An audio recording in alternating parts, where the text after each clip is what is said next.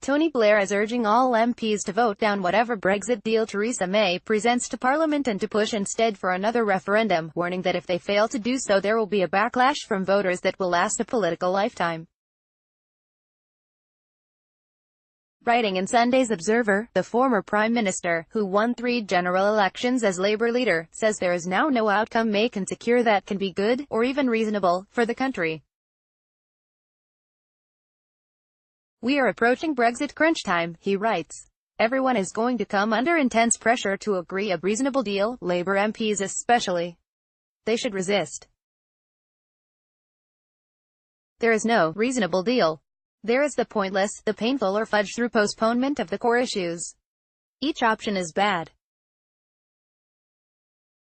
MPs should vote it down and give the people the final say, with expectations rising that a deal may only be weeks away, and that the Prime Minister could put the outcome to a vote in Parliament before Christmas." Blair says that rather than being afraid of voting it down, Labour and other MPs should be more worried about the consequences of inflicting a bad outcome on an electorate that would prove unforgiving.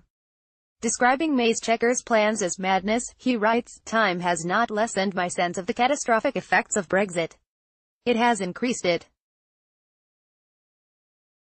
MPs should vote against the deal, while saying to their constituents, we cannot, in all conscience, agree with this, but the final decision is yours." He adds, "I promise them as someone who used to win elections, no one will lose their seat on this basis. But vote through a botched negotiation that you don't believe in and the backlash will last a political lifetime." Blair argues that the government has tabled a series of incompatible demands, which has led to a negotiating impasse. They want a frictionless border in Ireland. That can only happen if Northern Ireland remains in the customs union and single market, at least for goods and agricultural products. But they want the UK to leave the customs union and single market.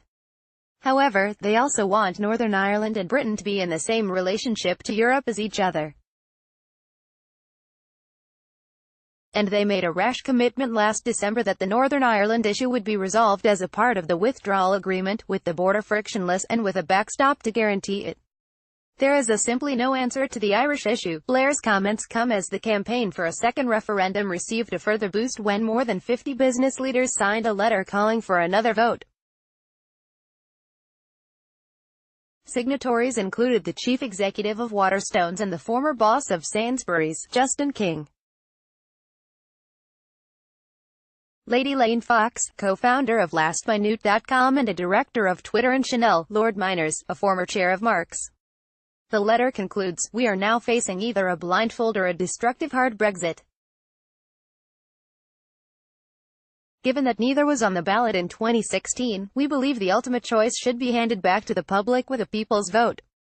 Meanwhile, a new study by YouGov for the People's Vote campaign shows that the 67 Conservative MPs with majorities under 5,000 are all in constituencies where there is a majority in favor of a people's vote.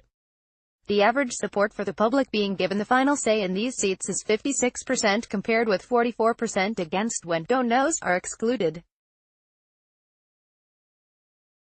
In each seat, the number of Conservative voters who back a people's vote is significantly bigger than their MP's majority at the last election. Voters in Labour's top 100 target seats, including those that it needs to win if it is to form a government with a workable Commons majority, also back a people's vote by an average margin 58% to 42%.